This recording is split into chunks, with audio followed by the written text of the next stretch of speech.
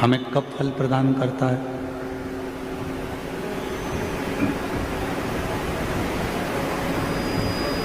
भगवान शिव की अविरल भक्ति हमें कब फल प्रदान करती है? जब हम एक स्वच्छ मन से, एक निर्मल मन से भगवान शिव की अविरल भक्ति कर रहे हैं। मालूम पड़े हमारे मन की पवित्रता ना हो, तन की पवित्रता तो हम कर ले। तन तो हमने साबुन से धो लिया, सर्फ लगा लिया, शैम्पू लगा लिया, तो शरीर की पवित्रता तो हो गई। पर शरीर की पवित्रता से ज़्यादा जरूरी है इस आत्मा की, इस मन की पवित्रता, इस हृदय की पवित्रता, इस दिल की पवित्रता। स्पीकर बढ़ाओ, स्पीकर नहीं बढ़े हैं, स्पीकर बढ़ाओ। और जब मन की पवित्रता बढ़ती है तो भगवान शिव की शरणागति जीव को अवश्य मिलती है। रामचरितमानस में भी यही कहा, निर्मल मन सो मोहि पावा। आपका यदि मन शुद्ध है, मन की पवित्रता है, यदि आपका मन शुद्ध भाव से भगवान देवाधिदेव महादेव का भजन कर रहा है, मन शुद्ध भाव से भगवान शंकर की भक्ति कर रहा है, तो ये निश्चित है कि भगवान देवाधिदेव महादेव करुणा सागर करुणा करते जरूर हैं। और शंभु शरण पड़ी मांगो घड़ी रे घड़ी, दुख काटो दया करी दर्शन आपो। शंभु शरण पड़ी मांगो घड़ी रे घड़ी, दुख काटो दया करी दर्शन आपो। मन की पवित्रता से शिव पद की प्राप्ति, मन की पवित्रता से भगवान की शरणागति है। तो शिव पुराण कहती है कि केवल तन धोने से परमात्मा नहीं मिल सकता। शिव महापुराण की कथा कहती है कि केवल तन साफ कर लेने से परमात्मा की प्राप्ति नहीं हो सकती। परमात्मा की प्राप्ति कब होगी? जब हमारे मन को हम निर्मल रखें।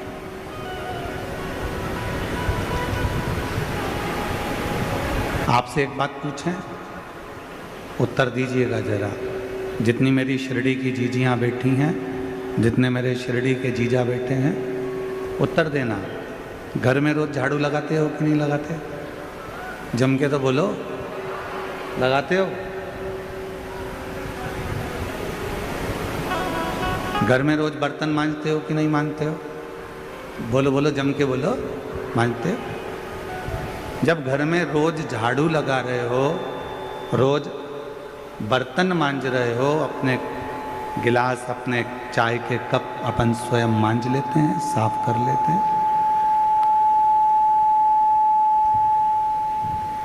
जब घर में रोज झाड़ू लगा रहे हो, रोज बर्तन मांज रहे हो, रोज सफाई कर रहे हो, तो मान लो 2 दिन, 4 दिन, 8 दिन, 10 दिन, 15 दिन, 1 महीना यदि तुम घर में झाड़ू नहीं लगाओ तो 1 महीने तक तुम बर्तन ही नहीं मांजो वो बर्तन पर मेल जमता जाएगा, झूठन जमती जाएगी और बर्तन काला हो जाएगा।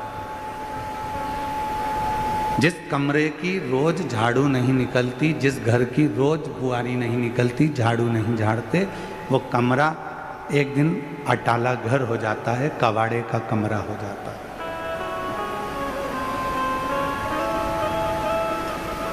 वो कबाड़ा रूम हो जाता है, भंगार ही भंगार मिलेगा उसमें, धूल ही धूल मिलेगी। रोज बर्तन साफ करना भी जरूरी है, रोज कमरे की झाड़ू लगाना भी जरूरी है, रोज अपने घर को साफ करना जरूरी है। उसी तरह जैसे रोज कमरे की झाड़ू, रोज सफाई, रोज बर्तन मांजना जरूरी है, उसी तरह रोज नहाना भी जरूरी है। तो रोज शिव महापुराण की कथा सुनकर इस मन को साफ करना भी जरूरी है।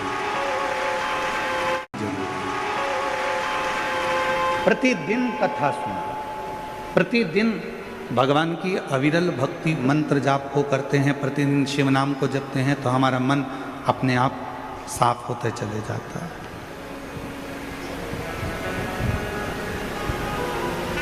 एक बड़ा सुंदर प्रसंग है,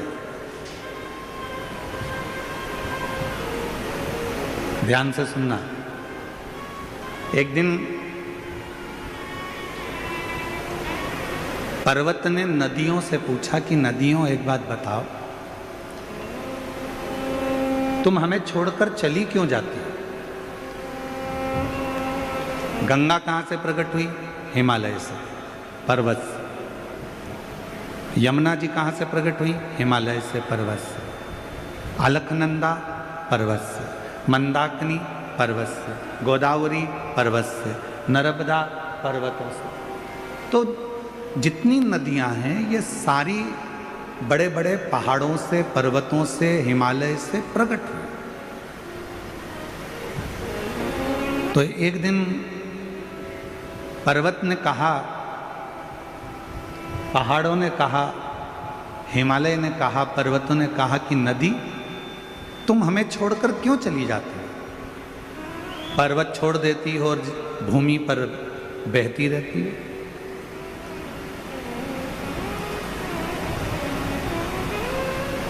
नदी चुप रही, कुछ बोली नहीं। फिर पर्वत ने कहा कि नदी एक बात बताओ कि तुम हमको छोड़कर क्यों चली जाती हो? तब नदी ने उत्तर दिया पर्वत को कि पर्वत तुम बहुत कठोर हो, और तुम इतने कठोर हो, तुम्हारे कठोरपन के कारण हम तुम्हें छोड़कर चले जाते हैं। शिव महापुराण की कथा कहती है यदि अच्छे रिश्ते रखना है, परिवार में सबको जोड़कर रखना है, अपनों को अपना बनाकर रखना है, तो ज़्यादा कठोर बनकर मत रहना, वरना नदी चली जाती है तो इंसान भी चला जाता है।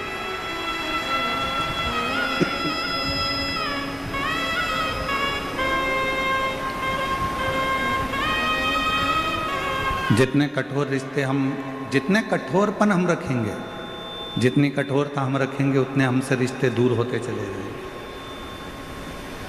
कड़क रहो, मना नहीं है, पर इतने भी कड़क मत होना कि लोग ही तुमसे दूर हो जाए।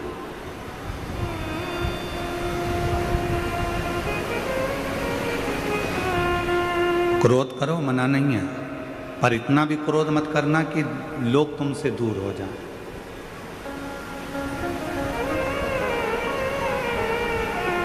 संसार में ऐसे कई लोग हैं जो दिल के साफ हैं, पर उनका जो भड़बड़ापन है, उनका जो क्रोध है, उनका जो कड़कपन है, वो कड़लापन कई लोगों को दूर कर देता है।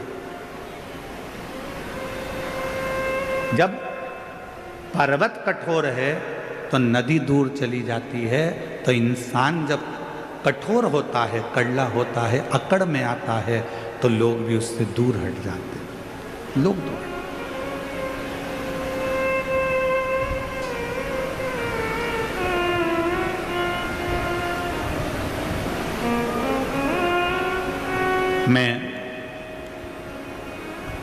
माननीय राधा कृष्ण विखे पाटिल जी, आपको एक बात कहना चाहूँगा। परसों की बात है और परसों जब हम आपके घर से आ रहे थे तो वहाँ बहुत सारे लोग, कोई कहीं कहीं से आए होंगे तो इकट्ठे हो गए।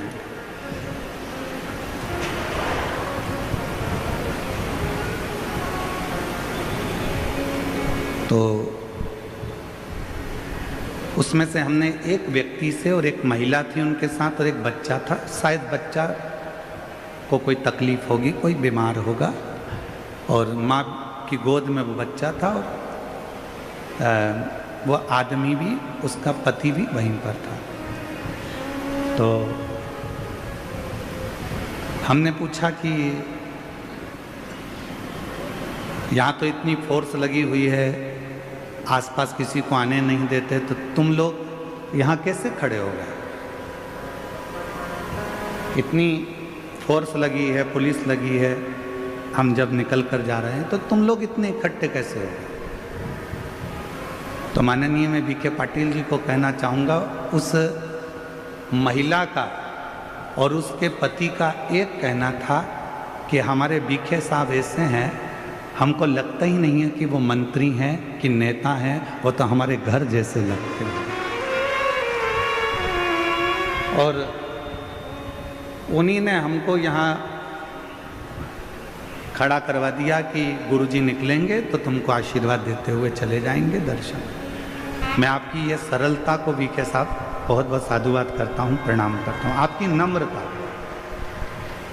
उस बहन का शब्द ही यही था, उस भाई का यही शब्द था कि हमको लगता ही नहीं कि वो मंत्री, हमको लगता ही नहीं कि वो नेता है, हमको तो लगता है कि हमारे घर का जैसे कोई सदस्य है, अपने मन की बात कह देना और उसको वो सुन ले। एक कितने भी उच्च पद पर बैठ जाओ, कितनी भी बड़ी उच्च पद पर पहुंच जाओ, ये शिव महापुराण की कथा कहती है, पर्वत से नदी कब दूर होती है?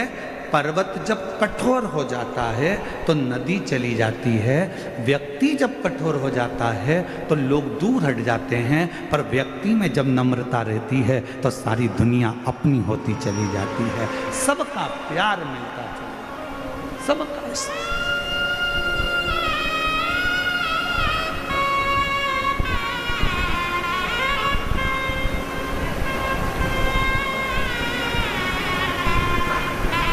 और हम भोले बाबा जी से यही प्रार्थना करते हैं, माननीय विखे पाटिल जी से, कि शिव जी की कृपा आप पर ऐसी ही बनी रहे और आपका नम्रता ऐसी ही बनी रहे। शिव जी की ऐसी करो, ऐसी नम्रता जीव को करीब लाती,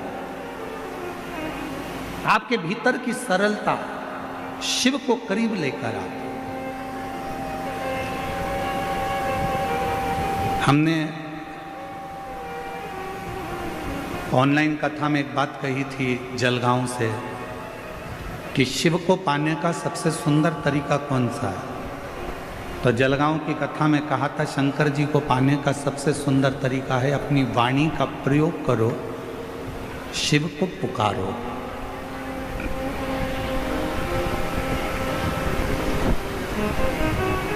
भगवान देवादिदेव महादेव को पाने का सबसे सुंदर तरीका है भगवान का भजन करो। शिव जी को पाने का सबसे सुंदर तरीका है एक लोटा जल, सारी समस्या का हल, शिव को प्राप्त।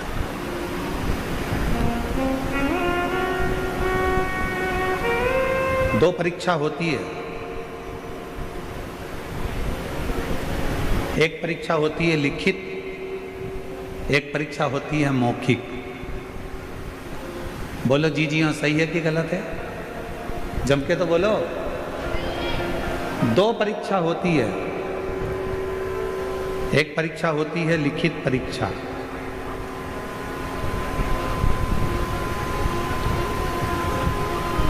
और दूसरी परीक्षा होती है मौखिक परीक्षा। लिखित परीक्षा में लिखना पड़ता है और मौखिक परीक्षा में बोलना पड़ता है।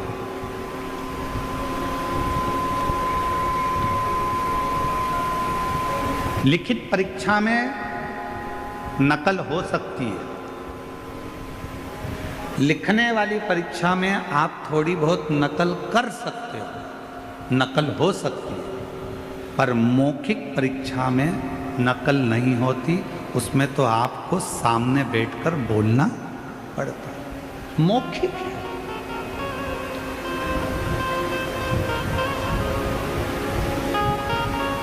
लिखित परीक्षा के नंबर थोड़े बहुत कट सकते हैं, पर मौखिक परीक्षा जो लेने के लिए बैठा है वो आपके बोलने के तरीके को देखकर नंबर बढ़ा भी देता है और नंबर चढ़ा भी देता है और तुम्हें पास करा भी देता है। मौखिक परीक्षा।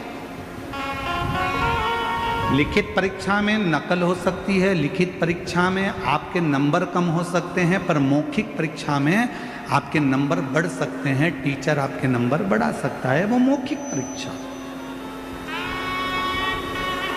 मौखिक। उसी तरह शिव महापुराण की कथा कहती है कि मेरे देवादिदेव महादेव को यदि प्राप्त करना है तो मौखिक परीक्षा दो। मौखिक परीक्षा मतलब सवेरे से लेकर शाम के बीच में जितनी बार बन जाए अपने मुख से श्री शिवाय नमस्तु, श्री शिवाय नमस्तु, श्री शिवाय नमस्तु। जिस पर भी हो गई तेरी कृपा करुणा वो भव पार हुआ, भव पार हुआ। पापी हो चाहे जितना उसका भी बाबा उद्धार हुआ, उद्धार हुआ। गिद्ध अजामिल कणिका जैसे तेरे मन को भर जरा सी हम पर कर दो। ये उसकी कृपा नहीं तो क्या। एक पत्र आया है, देखो कितना अच्छा।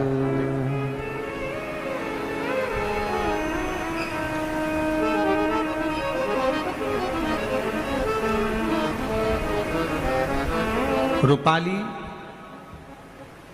गणेश, जरा पत्र में पढ़ो, टीवी चालू करो। हाँ, पत्र में पढ़ो जरा। रूपाली, गणेश, गिधाड़े, राहता गांव में रहती हूँ, कहीं बैठी हो तो हाथ हिला सकती हूँ। रूपाली, गणेश, देश देश देश, राहता गांव में रहती हूँ। मेरी शादी को 12 साल हो गए थे, संतान का सुख नहीं था। हमने बहुत सारे हॉस्पिटल को गए, कुछ भी फर्क नहीं हुआ। फिर 2 महीना हुए, मेरी सहेली ने बताया कि भोले बाबा पर विश्वास रख।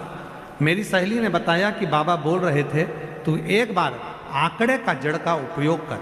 मुझे एलईडी पर पत्र आ रहा है। मुझे कथा को आने को मिला नहीं।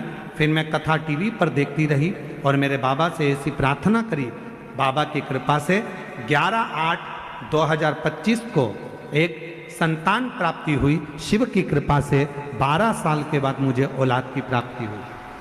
एक पत्र और बड़ा है।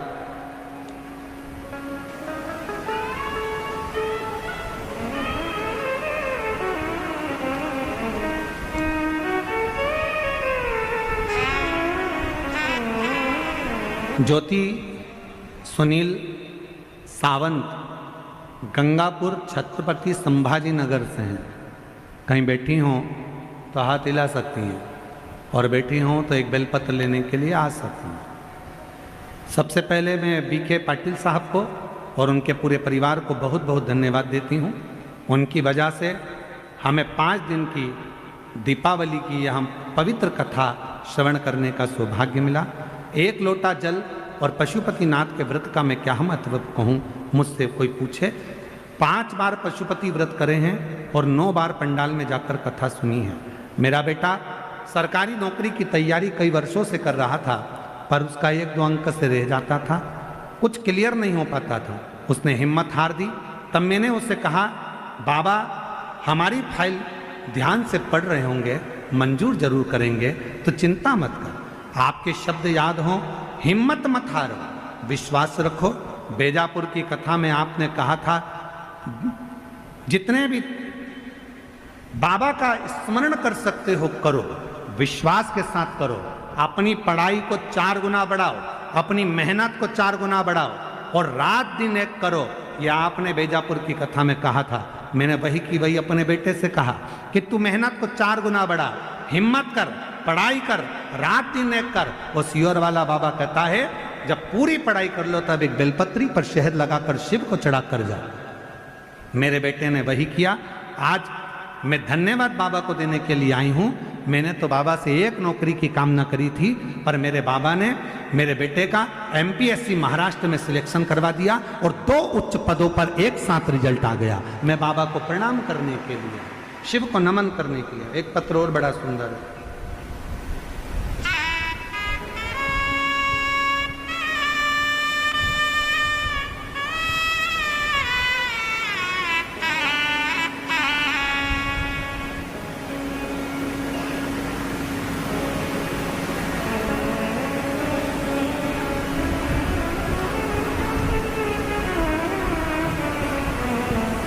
चलो नाम बोलो जल्दी से पत्थर पर।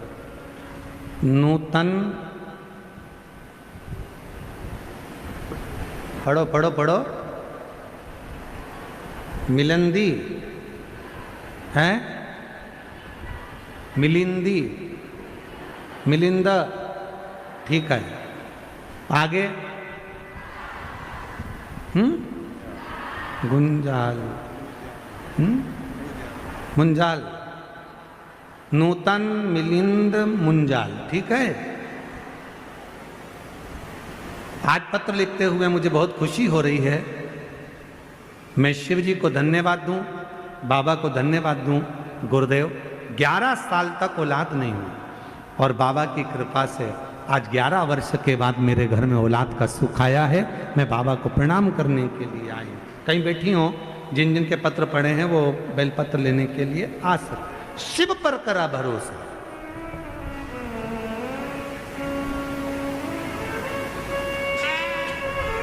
कल एक बहन जी कह रही थी, यहां से जा रहे थे जब हम, डॉक्टर साहब जब छोड़ने के लिए पीछे गए तो कहने लगे गुरुजी हमारा पत्र नहीं पढ़ा। अब तुम जरा विचार करो, देखो पत्र देखो कितने सारे। अब इतने सारे पत्र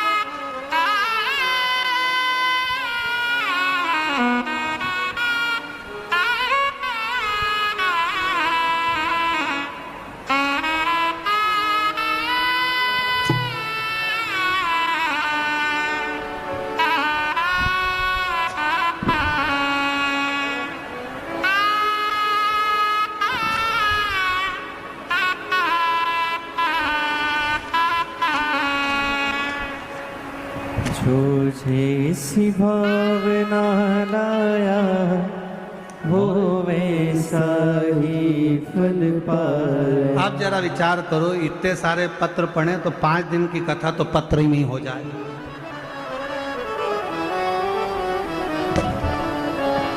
और है जो जैसी भावना लाया और ला वो वैसा ही फल पाया। नहीं खाली उसे लौटाया हो मन ही मन हर्षाया। अब बस करो, कर दिया माँ। अब इतने पत्र अगर पढ़े, गिलास दिया चाय पीने के लिए, तो इतना पत्र अगर पढ़ा जाए तो 5 दिन की कथा होना हो जाए।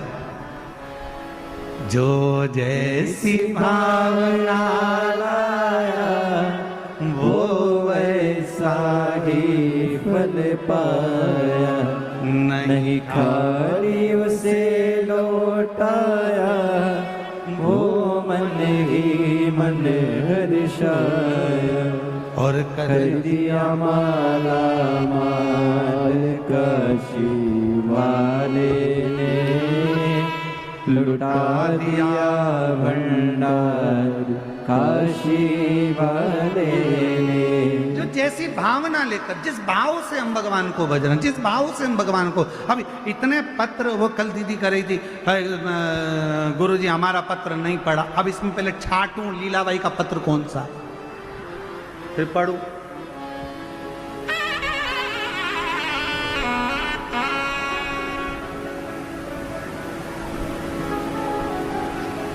शिव कृपा है। और ये सारे पत्र जितने भी है ना, इस पत्रों में एक ही चीज लिखी है, मेरे बाबा ने मेरे ऊपर ये कृपा कर दी, मेरे बाबा ने दे दिया, मेरे बाबा ने करुणा कर दी। ये उसकी उदारता है। और आज फिर कहते हैं, 5 दिन की आपने जो शिव महापुराण की कथा कार्तिक के पवित्र महीने में जो श्रवण करी है, 3 महीने के अंदर आपका भी पत्र इस व्यासपीठ तुम्हारे खाली न जाता कोई दर से तुम्हारे, मैं भी खड़ी हूँ नंदी बागे फसारे। अपने गले से लगा लो, गिरा जा रहा हो, उठा लो भोले अपने दर से, अब तो न टालो, गिरी जा रही हो, उठा लो। वो शिव संग पार्वती, तुम्हारे देह में देने के लिए बहुत सारी सामग्री मेरे पास में रखी है, तुम कहो मैं उतने ही आपको दे देता हूं, ये सब आप लेकर चले जाओ। पार्वती जी बोले नहीं। पिताजी, मेरे घर में सब कुछ है पिताजी, सब कुछ।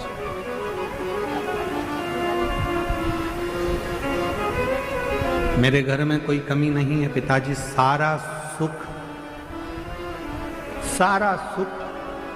मेरे पति के घर में, सब सुख। कथा में अभी हम कह रहे थे कि दूसरे का वैभव देखकर, दूसरे की संपदा देखकर, दूसरे की दौलत देखकर कभी ना सोचें कि भगवान ने हमको ये नहीं दिया या वो नहीं दिया। भगवान को तो हर पल धन्यवाद दिया करो कि तूने जो दिया वो कम नहीं दिया, तूने जो दिया हमको कम नहीं दिया।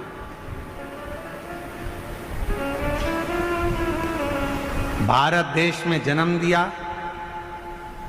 महाराष्ट्र की पवित्र भूमि दे दी, महाराष्ट्र में भी शिरडी का पवित्र क्षेत्र दे दिया, और शिरडी के पवित्र क्षेत्र में ये शिव महापुराण की कथा दे दी। इससे बढ़कर और क्या चाहिए? ये तेरी उदार, ये तेरी, ये भगवान तुम्हारी बड़ी करुणा, बड़ी कृपा, बड़ी दया है, उदारता है। तो पार्वती जी से कहा कि पार्वती जी से कहा क्या तुमको ये कोई सामान नहीं चाहिए? नहीं, मेरे पति के घर में सब कुछ, सब कुछ है। हाँ। कोई सामान की कामना? हिमालय राज ने देखा कि पार्वती जी ने कहा कि मुझे किसी चीज की कामना नहीं, कोई चीज की कामना।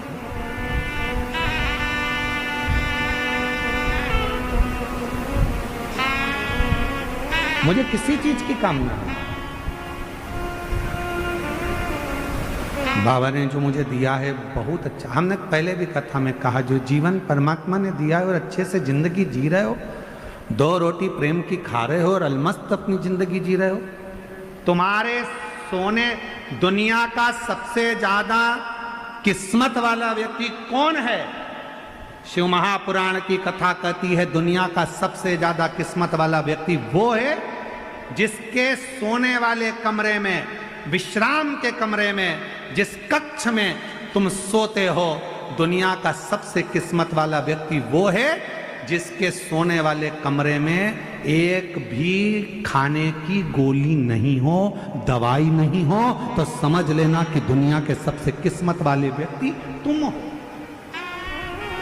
तुम्हारे सोने वाले कमरे में ये कपाट खोलो उसमें दवाई, ये कपाट खोलो उसमें दवाई, नीचे का ड्राज खोलो उसमें दवाई, इधर का ड्राज खोलो उसमें दवाई, सिर के पास बाम रखा, इधर रखा विक्स, इधर रखा सिरप, इधर रखा ये, पूरा घर अगर दवाइयों से, तुम्हारा कमरा अगर दवाइयों से भरकर रखा है, भले तुम्हारे यहाँ धन दौलत ढेर सारी हो, संपदा ढेर सारी हो, नौकर चाकर ढेर सारे हो, गाड़ी बंगला ढेर सारा हो, पर तुम्हारे सोने वाले कमरे में अगर ढेर सारी दवाई रखी है, रोज बिना दवाई के नहीं सो सकते, तो समझ लेना कि तुम किस्मत वाले नहीं हो। तुमसे ज्यादा किस्मत वाला तो एक नौकर है, चटाई बिछाता है, कंबल ओढ़ता है, चैन की नींद सोता है, सुबह उठता है, अपने काम में लग जाता है, नो टेंशन। वो दुनिया का सबसे किस्मत वाला है। एसी के कमरे में सोते, डनलप के गद्दे में सोते, उसके बाद भी सुबह उठते से आज कमर बहुत दुख रही, भगवान जाने आज कमर में क्या हो गया। अच्छा पेट भर के खाना खा लिया, थोड़ी देर बाद आज एसिडिटी बहुत हो रही, भगवान जाने एसिडिटी। सवेरे मॉर्निंग वॉक करके आए, फिर चालू, आज घुटने में ना जाने क्या हो गया, दर्द इधर हो रहा है, समझ में नहीं आ रहा, पट्टा हो गया। रात को सो रही, फिर सवेरे उठते से बोली नींद नहीं आई, 2 बजे के बाद नींद नहीं आ रही, जग रही, पता नहीं क्या हो गया। हुआ कुछ नहीं है, तुमने अपनी टेंडेंसी ये बना ली, अपनी सोच ये बना ली, अपनी विचार ये बना ली है, अपनी सोच ऐसी बना ली है कि मैं बीमार हूं, बीमार हूं, बीमार हूं, बीमार हूं।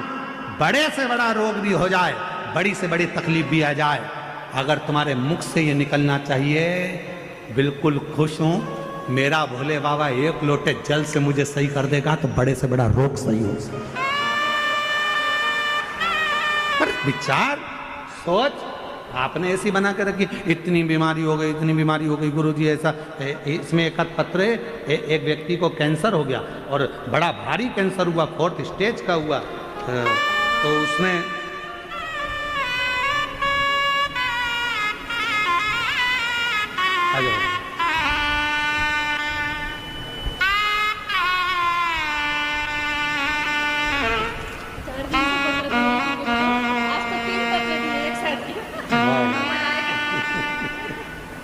बधाई आप लोगों को। कौन सा पत्र था? बधाई आपको, बेटे का जॉब, बधाई। एक बेलपत्र इसको दे, शिव के